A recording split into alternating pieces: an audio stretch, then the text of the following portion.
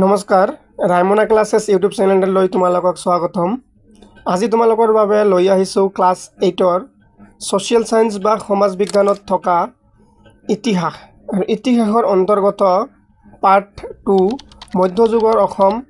এই পাৰ্টটিৰ অনুশীলনীত থকা গোটেইখিনি প্ৰশ্নৰ উত্তৰ আমি আলোচনা কৰিম আৰু প্ৰশ্নৰ উত্তৰবোৰ অতি সহজতে বুজি পোৱাকৈ আৰু অতি সহজতে লিখিব পৰাকৈ তোমালোকক দিয়া হৈছে আৰু কোনবোৰ প্ৰশ্ন তোমালোকৰ বাবে অতি ইম্পৰ্টেন্ট, কোনবোৰ তোমালোকৰ এক্সামত অহাৰ সম্ভাৱনা আছে সেইবোৰ তোমালোকক ভিডিঅ'টোত দেখাই দিয়া হৈছে বা দাগ দিয়া হৈছে।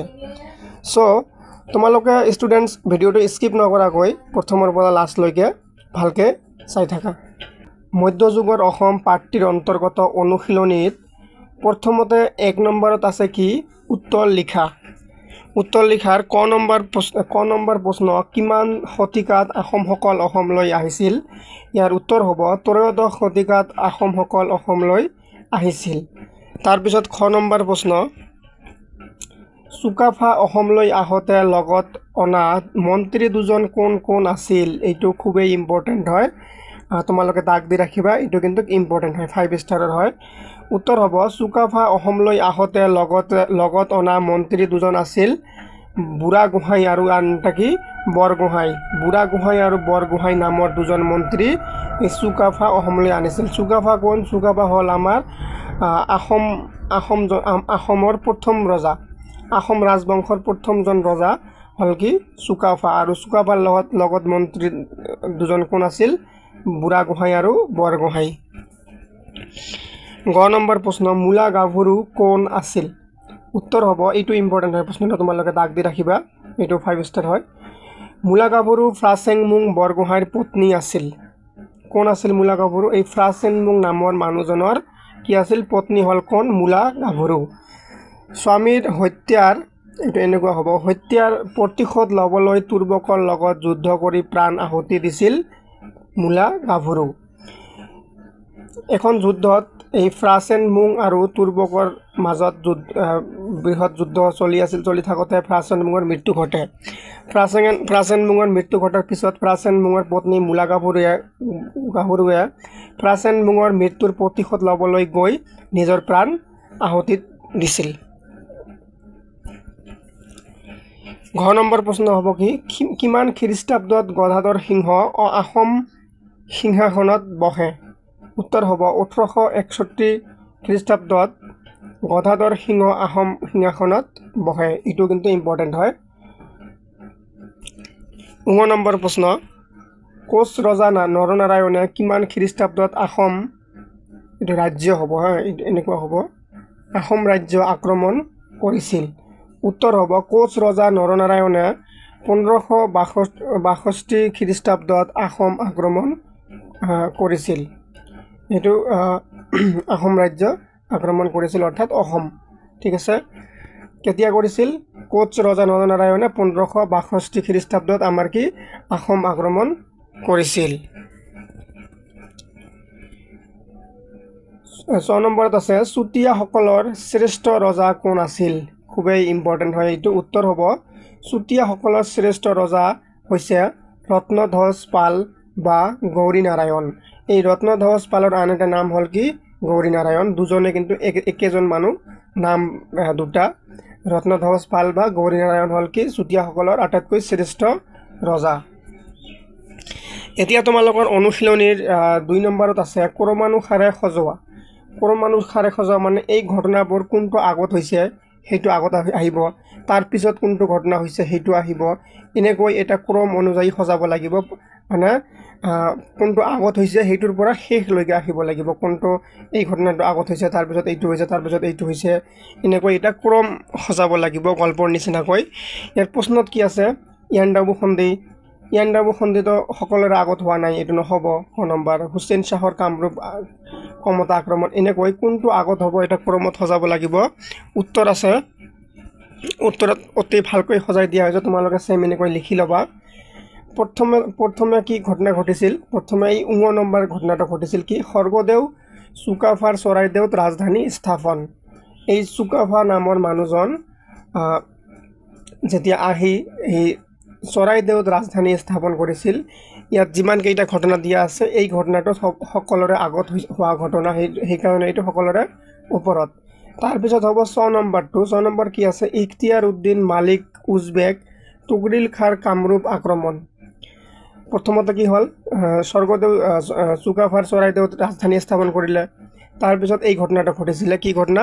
যে ইখতিয়াৰ উদ্দিন মালিক উজবেক তুগৰিল খাৰ কামৰূপ আক্ৰমণ। এই মানুহজনে আমাৰ কামৰূপ আক্ৰমণ কৰিছিল। এইটো চোৱা তোমালোকে। তাৰপিছত এনেকুৱা দিয়া আছে, তোমালোকে গম পাবা। তাৰপিছত কি ঘটনা ঘটিছে? এই খ নম্বৰটো হ'ব হুছেইন শ্বাহৰ কামৰূপ কমতা আক্ৰমণ। তাৰপিছত কোনটো হ'ব? এইটো হ'ব খ নম্বৰ। তাৰপিছত কি হ'ব? ঘ নম্বৰ হ'ব মীৰ জুমলাৰ অসম আক্ৰমণ।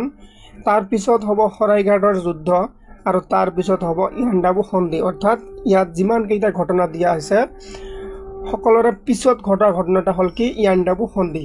তোমালোকে এইটো ভালকৈ এবাৰ মনোযোগ দি পঢ়ি ল'বা আৰু লিখি ল'বা। ইম্পৰ্টেণ্ট আছে, তোমালোকৰ পৰীক্ষাত আহিব এইবোৰ। 3 নম্বৰত আছে শুদ্ধ অশুদ্ধ বিচাৰ কৰা। তলত কিছুমান লাইন দিয়া আছে, শুদ্ধ নে অশুদ্ধ হয় তোমালোকে বিচাৰ কৰিব লাগিব, অৰ্থাৎ ক'ব লাগে। ক নম্বৰত দিয়া আছে আহোমসকল অসমলৈ অহাৰ পৰা ইয়াণ্ডাবু সন্ধিলৈ এই সময়ছোৱা অসম বুৰঞ্জীৰ মধ্যযুগ বুলি কোৱা হয়। এইটো শুদ্ধ নে অশুদ্ধ? এইটো কি হ'ব? একেবাৰে শুদ্ধ কথা হয়। যেতিয়া আহোমসকল আমাৰ অসমলৈ আহিছিল সেই সময়ৰ পৰা যেতিয়ালৈকে ইয়াণ্ডাবু সন্ধি হৈছিল তাৰ মাজৰ সময়খিনিক মধ্যযুগ বুলি কোৱা হয়। এইটো শুদ্ধ। খ নম্বৰত আছে চুডাংফা বা বামুণী কোঁৱৰৰ দিনৰ পৰা আহোম স্বৰ্গদেউসকলে হিন্দু নাম গ্ৰহণ কৰে। এইটো কি হ'ব? অশুদ্ধ হ'ব। ঘ নম্বৰত আছে মীৰ জুমলাৰ অসম আক্ৰমণৰ সময়ত লেখক চিহাবুদ্দিন তালিচ অসমলৈ আহিছিল। এইটো শুদ্ধ হ'ব। হয়, মীৰ জুমলা যেতিয়া অসমলৈ আক্ৰমণ কৰিবলৈ আহিছিল এই চিহাবুদ্দিন তালিচ নামৰ লেখকজনে তাৰ লগত আহিছিল। ঘ নম্বৰ হ'ব কছাৰী ৰজা গোবিন্দচন্দ্ৰৰ দিনত কছাৰী ৰাজ্য ব্ৰিটিছৰ অধীনস্থ হয়। এইটো শুদ্ধ হ'ব। ঙ নম্বৰত আছে চুতীয়াসকল বৈষ্ণৱ ধৰ্মী আছিল। এইটো কি হ'ব? অশুদ্ধ হ'ব। চুতীয়াসকল বৈষ্ণৱ ধৰ্মী মানুহ নাছিল। 6 নম্বৰত হ'ব কামৰূপ আক্ৰমণৰ সময়ত তুৰ্কী আফগানসকলক ভূঞাসকলে সহায় কৰিছিল। এইটো অশুদ্ধ হ'ব। 4 নম্বৰত আছে খালী ঠাই বুৰৱা। অৰ্থাৎ এনেকৈ খালী ঠাই দিয়া আছে, তোমালোকে কি কৰিব লাগিব? পূৰণ কৰিব লাগিব বা ফিল কৰিব লাগিব। কি হ'ব? ক নম্বৰত আছে আহোমসকল অসমলৈ অহাৰ পাছৰে পৰা কামৰূপ ৰাজ্যখন ডেছ নামেৰে পৰিচিত হয়।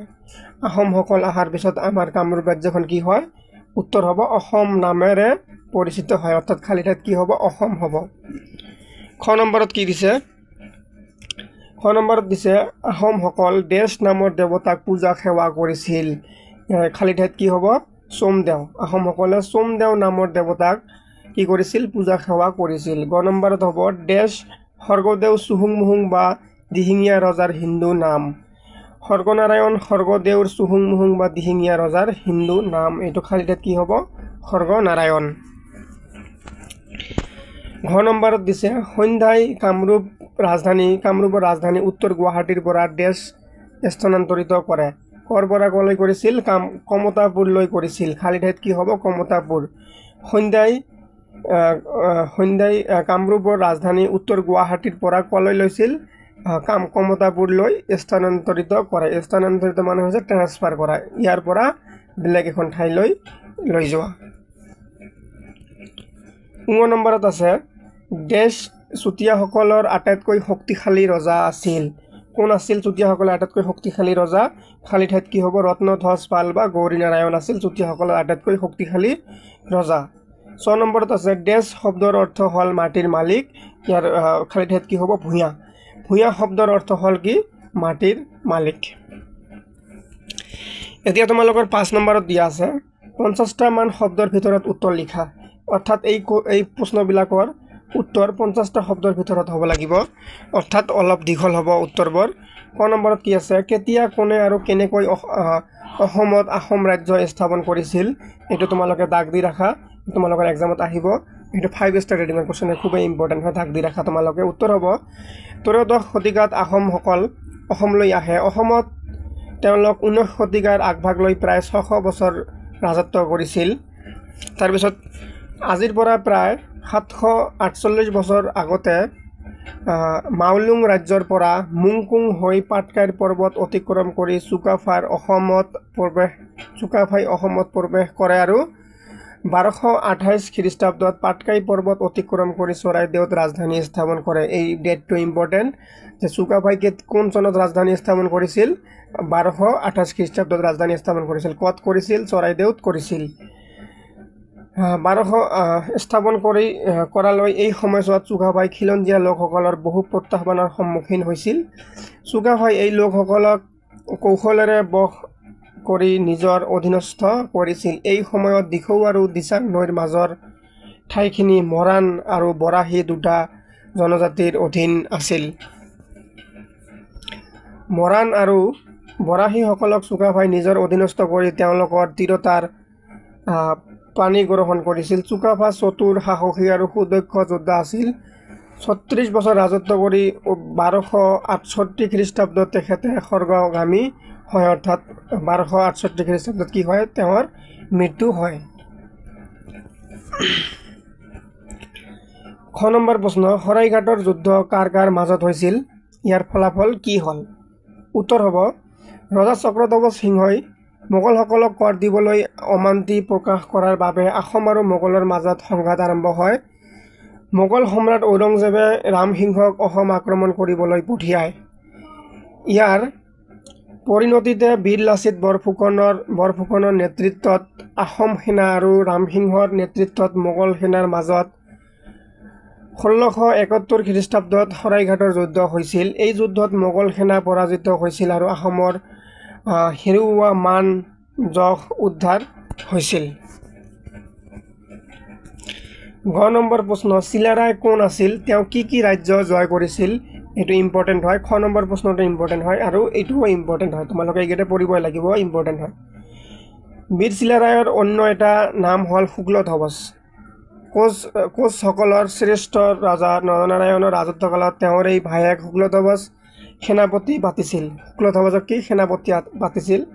শুক্লধ্বজে চিলাৰ দৰে অতিকৃতে আক্ৰমণ কৰি ৰাজ্য জয় কৰিছিল বাবে তেওঁ বুৰঞ্জীত চিলাৰায় নামেৰে জনাজাত। বীৰ চিলাৰায়ে জয় কৰা ৰাজ্যবোৰ হৈছে আহোম ৰাজ্য, কছাৰী, মণিপুৰ, জয়ন্তীয়া, ত্ৰিপুৰা, খৈৰাম, ডিমৰুৱা, শ্ৰীহট্ট। এইবোৰ ৰাজ্য চিলাৰায়ে কি কৰিছিল? জয় কৰিছিল। এতিয়া ঘ নম্বৰ প্ৰশ্ন হ'ল তোমালোকৰ বাৰভূঞাসকল কোন? এইটো ইম্পৰ্টেণ্ট হয়। উত্তৰ হ'ব অসমত বাৰভূঞাসকলৰ উত্থান সম্পৰ্কে বহুতো কাহিনী আছে। কিছুমানৰ মতে কামৰূপ ৰাজ্যৰ পূৰ্বৰ শাসন ব্যৱস্থা ৰজাৰ পৰা ৰাজহ মুক্ত হোৱা শক্তিশালী সামন্তসকলেই পৰৱৰ্তী সময়ত ভূঞা হিচাপে প্ৰতিষ্ঠিত হয়। পৰ্যাপ্ত পৰিমাণৰ ধন আৰু সৈন্যবল থকাৰ কাৰণে ভূঞাসকলে কামৰূপৰ দুৰ্বল ৰজাসকলৰ শাসনকালত স্বাধীন ৰাজ হিচাপে মূৰ দাঙি উঠিছিল। ভূঞা শব্দৰ অৰ্থ হ'ল মাটিৰ মালিক।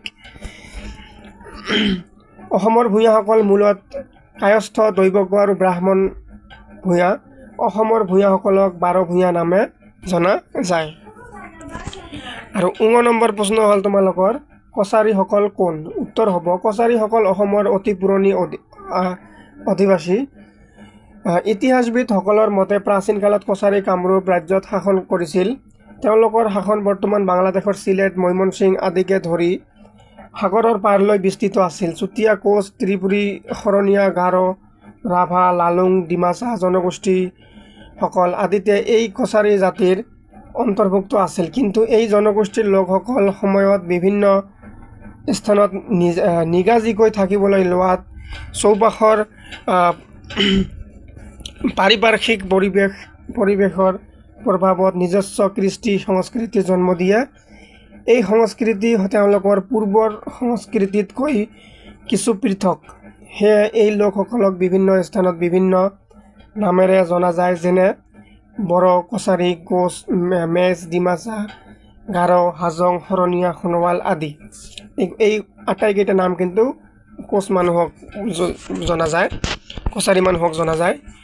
এইখিনিতে তোমালোকৰ এই মধ্যযুগৰ অসম নামৰ পাৰ্ট 3 অনুশীলনীত থকা গোটেইখিনি প্ৰশ্নৰ উত্তৰ আলোচনা কৰা হৈ গ'ল আৰু উত্তৰবোৰ অতি ভালকৈ আৰু তোমালোকে পঢ়ি লিখি সুবিধা হোৱাকৈ লিখি দিয়া হৈছে আৰু সহজতে বুজি পোৱাকৈ লিখি দিয়া হৈছে। যদি ভিডিঅ'টো ভাল লাগে লাইক কমেণ্ট ছাবস্ক্ৰাইব কৰি শ্বেয়াৰ কৰি দিবা। Thank U.